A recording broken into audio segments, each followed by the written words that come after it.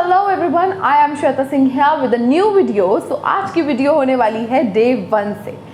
इस वीडियो में मैं आपको बताऊंगी कि आखिर इंग्लिश स्पीकिंग की स्टार्टिंग कब और कहां से करी जाए।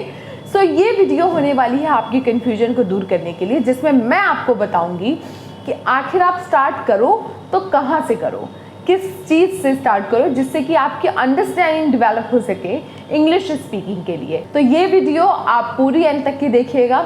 इस वीडियो में आपके सारे डाउट क्लियर होंगे इंग्लिश स्पीकिंग से रिलेटेड, कहाँ से स्टार्ट करूँ, कहाँ से नहीं स्टार्ट करूँ, एवरीथिंग। सो ये वीडियो स्पेशली होने वाली है बिगिनर्स के लिए। अगर आप इंग्लिश लर्निंग की जर्नी स्टार्ट कर चुके हैं और आपकी जर्नी अभी बिगिनिंग लेवल पे है, तो डे 1 से मेरे साथ स्टार्ट करिए, जिसमें कि आप सीखोगे कि आप इंग्लिश परफेक्टली, कॉन्फिडेंटली और सही करेक्ट इंग्लिश कैसे बोलेंगे। तो without any further delay let's get into the video. मैंने बहुत सी वीडियो बनाई हैं आपके पास्ट के लिए, आप अपने फ्यूचर को कैसे डिस्क्राइब करोगे, बहुत सारे ईडियम्स, बहुत सारे इंटरेस्टिंग वीडियोस हैं जो आपको डिस्क्रिप्शन में मिल जाएंगी। जाइए, उनको देखिए, कुछ सीखिए, कुछ बोलिए, कॉन्फिडेंट बनिए। चलिए guys, without any further delay अब बात करते हैं हमारे टॉपिक की। सो आज के टॉपिक है कि हम डे 1 से स्टार्ट करें तो कैसे करें, ठीक है। सो जो पहली चीज़ मैं बोलूँगी जो आपके लिए सबसे इम्पॉर्टेंट है इंग्लिश स्पीकिंग में समझने के लिए, वो है time. So guys, English speaking के लिए आपकी टाइम की अंडरस्टैंडिंग होना बहुत ज़रूरी है कि कब, कहाँ, कौन सी चीज़ क्या बोल रहे हैं एक्चुअली, ठीक है। अगर आप टाइम में डिफ्रेंशिएट नहीं कर पाएंगे तो आपको पता ही नहीं होगा कि आप क्या मैसेज सामने वाले को कन्वे कर रहे हैं। टाइम की अंडरस्टैंडिंग के लिए आपको सीखने पड़ेंगे टेंसेस।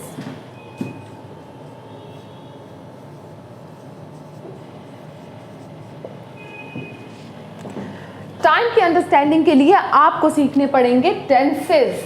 जी हाँ, टेंसेस आपको सीखने पड़ेंगे। टेंसेस का मतलब आपको पीएचडी नहीं करनी है टेंसेस में, मगर आपको अंडरस्टैंडिंग डेवलप करनी ही होगी। क्यों भाई, टेंसेस लोगों को इंग्लिश स्पीकिंग में इतने बुरे क्यों लगते हैं, I just don't know, okay. But I think जो सबसे ज़्यादा हेल्पफुल होता है वो होते हैं टेंसेस। कैसे, लेट मी टेल यू। जैसे कि आप सभी जानते होंगे कि इंग्लिश स्पीकिंग में या इंग्लिश ग्रामर में कह लो 3 टेंसेज होते हैं, यानी 3 टाइम के बारे में बात किया जाता है। इंग्लिश ग्रामर कह लीजिए, जनरली जब हम अपनी लाइफ में हिंदी में भी बात करते हैं तो हम 3 टाइम के बारे में बात करते हैं। प्रेजेंट यानी अभी का समय, पास्ट यानी कि बीता हुआ टाइम जो बीत चुका है, और फ्यूचर यानी कि हमारा आने वाला टाइम। हम इन तीनों ही समय के बारे में हिंदी में भी बात करते हैं और सेम उसी तरीके से हमें इंग्लिश में भी बात करना होता है, ठीक है। इसमें भी टाइम मैटर करता है और इस टाइम की अंडरस्टैंडिंग को डेवलप करने के लिए आपको सीखने पड़ेंगे टेंसेस, जिसमें आप पाओगे प्रेजेंट को, and then you will also get past and then future.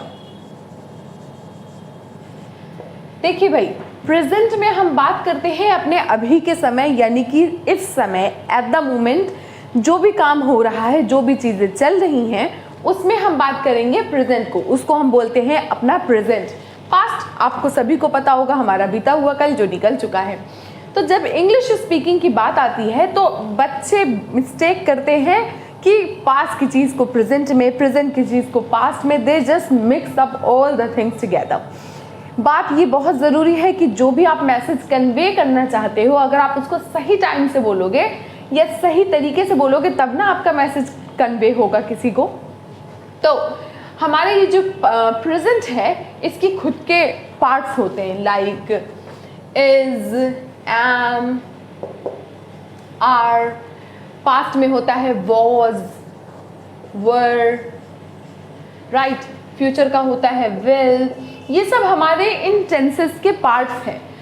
अगर मैं आपसे बोलूं कि मैं आपको पढ़ा रही हूँ, दैट मीन्स मैं आपको इस वक्त पढ़ा रही हूँ। और अगर बोलूं कि मैंने आपको कल पढ़ाया था, इसका मतलब मैंने आपको कल पढ़ाया था, मैं कल की बात कर रही हूँ। इसी तरह से इस कल से आपको पता चलता है कि मैम आज की बात तो नहीं कर रही है, मैम कल की बात कर रही हैं। उसी तरीके से इंग्लिश में भी होता है। अगर आप प्रेजेंट में बोल रहे हो दैट आई एम टीचिंग, तो पास्ट में आप बोलोगे आई वॉज टीचिंग। ये होते हैं करेक्ट सेंटेंस। आपको पता होगा कि आप कल की बात कर रहे हो तो इज नहीं लगाओगे, या आप अगर अभी की बात कर रहे हो तो वॉज नहीं लगाओगे, तब जा करके आपकी मिस्टेक्स कम होंगी और आप सही तरीके से इंग्लिश बोल पाओगे। I think tenses plays a very important role in English speaking. So I think अपने आप को आपको 7 डेज देने चाहिए। अगर आप बिगिनर हैं, इफ़ यू आर स्टार्टिंग, तो आपको अपने आप को 7 डेज देने चाहिए जिसमें आप टेंसेस की अंडरस्टैंडिंग को डेवलप करो। यूट्यूब में भंडार है वीडियोस का, ठीक है। कोई बहुत अच्छा सा चैनल या कोई ऐसा यूट्यूबर जो आपको पसंद हो, या आप मेरी ही वीडियोस जा कर के देख सकते हैं जिससे कि आप टेंसेस की अंडरस्टैंडिंग को डेवलप कर सकें, फिर आपकी जर्नी स्टार्ट होगी। जैसे कि मैंने आपको बताया था कि 3 स्टेप होंगे जो आपको बिगिनिंग लेवल पे बहुत काम देंगे, ठीक है। तो ये पहली चीज़ आपको डेफिनेटली करनी ही करनी है। आपका पहला स्टेप इंग्लिश स्पीकिंग की जर्नी की तरफ होगा कि आप टाइम की यानी टेंसेस की अंडरस्टैंडिंग को डेवलप करो। सो सेकंड पार्ट जो सबसे मोस्ट इंपॉर्टेंट पार्ट होता है, पहले कदम के बाद आपका दूसरा स्टेप होगा वर्ब की अंडरस्टैंडिंग।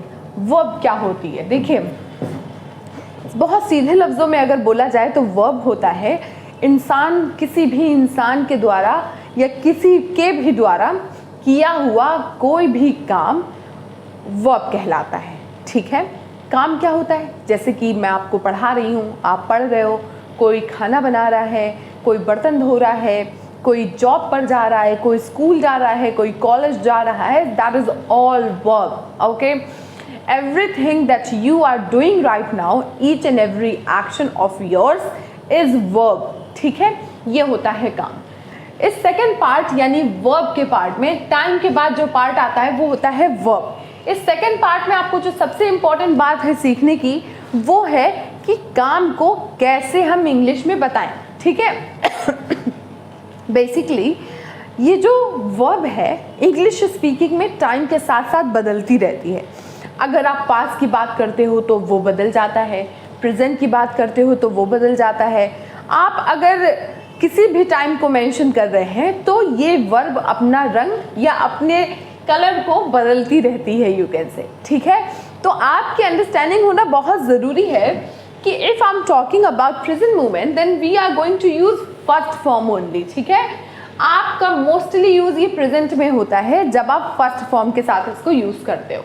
और अगर यही सेम चीज़ आप अपने पास्ट में बता रहे हो तो हम गो नहीं बोलेंगे। जैसे कि अगर मैं बोलूँ मैं आज मार्केट जा रही हूँ, I am going to the market. अगर मैं आपसे बोलूँ कि मैं कल मार्केट गई थी तो मैं क्या बोलूँगी? I am going to the market. नहीं, अगर सारी चीज़ें एक जैसी हो जाएंगी तो समझेंगे क्या? फिर इंग्लिश ईजी नहीं हो जाएगी। तो टाइम के साथ साथ जो चीज़ बदल रही है, अगर आपको उसके बारे में नॉलेज ही नहीं है तो how will you tell? So for second thing जो ये होगा, आपकी इन वर्ब्स की अंडरस्टैंडिंग आपको डेवलप करनी पड़ेगी। प्रेजेंट मोमेंट्स के लिए हम यूज करते हैं हमेशा वर्ब की फर्स्ट फॉर्म का। पास्ट मोमेंट्स के लिए हम यूज करते हैं वर्ब की सेकेंड फॉर्म का। ये बस ऊपर ऊपर की थोड़ी अंडरस्टैंडिंग है, बाकी का काम तो आप खुद करोगे, ठीक है। मैं तो आपको बता रही हूँ कि आप स्टेप क्या लेंगे। सो वर्ब की सेकेंड फॉर्म का हम यूज करते हैं पास्ट के लिए, ठीक है। मैं बोलूँगी I went to the market अगर मैं कल के बारे में बात करूँगी। I am going to the market that means मैं जा रही हूँ अभी, ठीक है।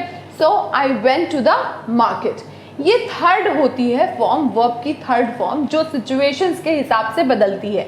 जब आप टेंसेस को पढ़ोगे तो आप इनको भी साथ में पढ़ोगे, ठीक है। एक्चुअली में होता ये है कि आपका जो टाइम है वो वर्ब के साथ साथ चलता है। ये दोनों हमेशा ही साथ रहते हैं, अलग अलग नहीं रहते हैं। अगर टाइम जो होगा उसी हिसाब से इसमें चेंजेस होंगे, ठीक है। जैसे मैंने कल के बारे में बात करी थी कि मैं कल मार्केट गई थी, तो it was my past, okay.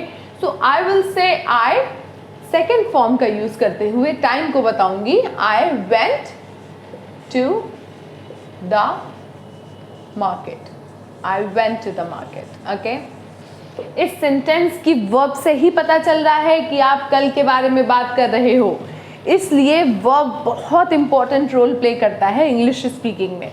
तो आपका जो सेकंड स्टेप होगा वो होगा वर्ब की अंडरस्टैंडिंग को, मेन वर्ब्स, यानी कि आपकी लाइफ में डे टू डे होने वाले वर्ब्स को कब कहाँ किस तरह से यूज़ करना है, इसकी अंडरस्टैंडिंग आपको डेवलप करनी पड़ेगी। तो I would suggest you to check on any grammar book. You can have so many verbs there, okay? आप verbs इसमें सर्च कर सकते हो और अपनी अंडरस्टैंडिंग को डेवलप करने के लिए उसको बस पढ़ते रहें टाइम टू टाइम। या आप अपने डे टू डे लाइफ में जिन verbs या जिन एक्शंस का यूज़ करते हो उसके ही बारे में आप अगर टिक लगा कर पढ़ लो तो भी आपको सही वर्ब की अंडरस्टैंडिंग हो जाएगी।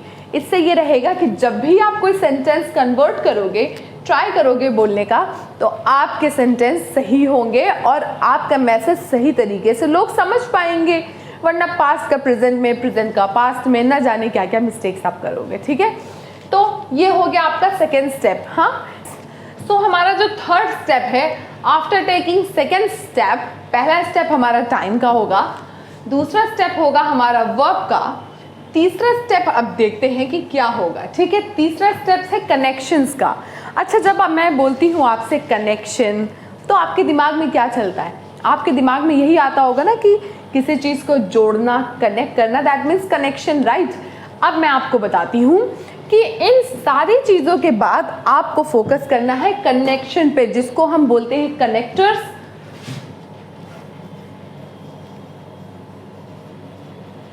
और बोल सकते हैं कंजक्शन ऑल्सो।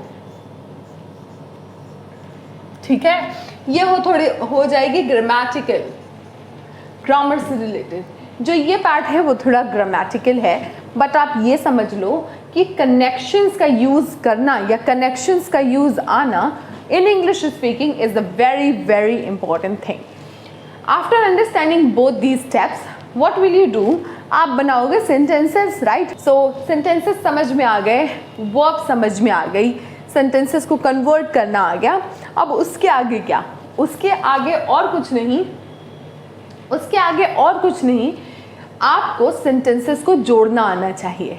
आपने सुना है इस सेंटेंसेस को जोड़ना आना चाहिए, यानी कि उन्हें कनेक्ट करना आना चाहिए। सेंटेंसेस को जोड़ने के लिए बहुत सारे मेरे पास कंजक्शन कह लो या कनेक्टर्स हैं, बट जो मोस्ट ईजीएस्ट कनेक्शन होता है वो होता है but, and that's why,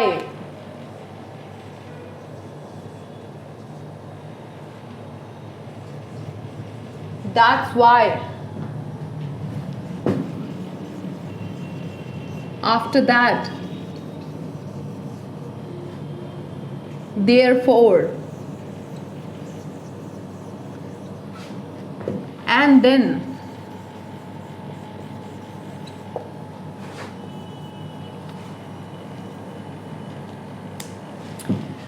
okay everyone, so after taking first or second step, you are going to take your third step, which is connection.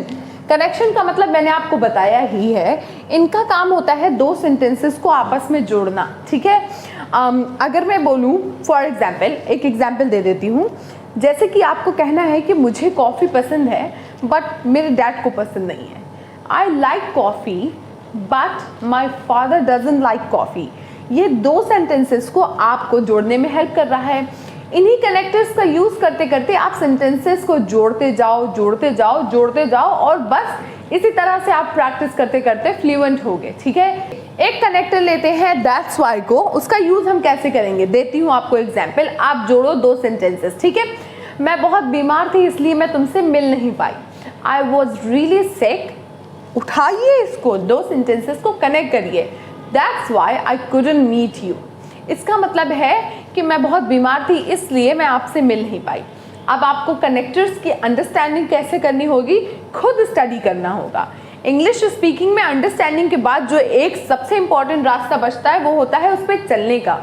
आपने चीज़ों को, इट्स लाइक अ मैप, आपने map पे देख लिया कि मेरी डेस्टिनेशन है इंग्लिश स्पीकिंग की, बट आपको उस रास्ते पे चलने के लिए ज़्यादा से ज़्यादा बोलना पड़ेगा।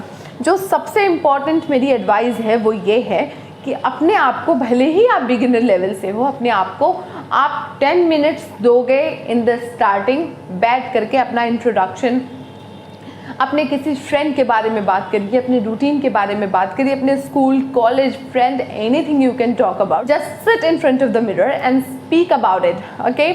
कोई भी टॉपिक लीजिए, इस पर बार बार इंग्लिश में बात करने की कोशिश करिए। ट्राई करिए कि अपने फ्रेंड्स के साथ इंट्रैक्शंस में आप यूज़ करो इंग्लिश के वर्ड्स, सेंटेंसेस। अगर आप बिल्कुल भी इंग्लिश नहीं बोलते हो तो स्टार्ट करिए इंग्लिश के वर्ड्स को ज़्यादा से ज़्यादा यूज़ करने का। उसके बाद आप स्टार्ट करिए कि आप एक सेंटेंसेस बोलने लगिए, फिर आप फ्रेजेस में बात करिए। इस तरह से करके आपकी हेजिटेशन भी रिमूव होगी और आप कब इंग्लिश बोलना स्टार्ट कर दोगे you won't even realise, okay. So आज की वीडियो में मैंने आपकी मदद की है कि आपको मैं सही रास्ता बता पाऊँ कि आखिर स्टार्टिंग करें तो कहाँ से करें। मैं आपकी अंडरस्टैंडिंग को डेवलप करने के लिए सीरीज़ में वीडियो बनाऊंगी, जिससे कि आपकी धीरे धीरे अंडरस्टैंडिंग डेवलप हो सके और आप घर पे प्रैक्टिस करके इंग्लिश स्पीकिंग में एक फ्लुएंट एंड कॉन्फिडेंट स्पीकर बन पाओ। I know guys, it's been really long since I haven't uploaded anything, but yes, I will try to be consistent and please thank you so much for supporting me and please keep on supporting me. And if you really like my video, if you really like my advice, do like, share and subscribe. I would really appreciate it. Okay guys, Shweta Singh signing off. Bye bye.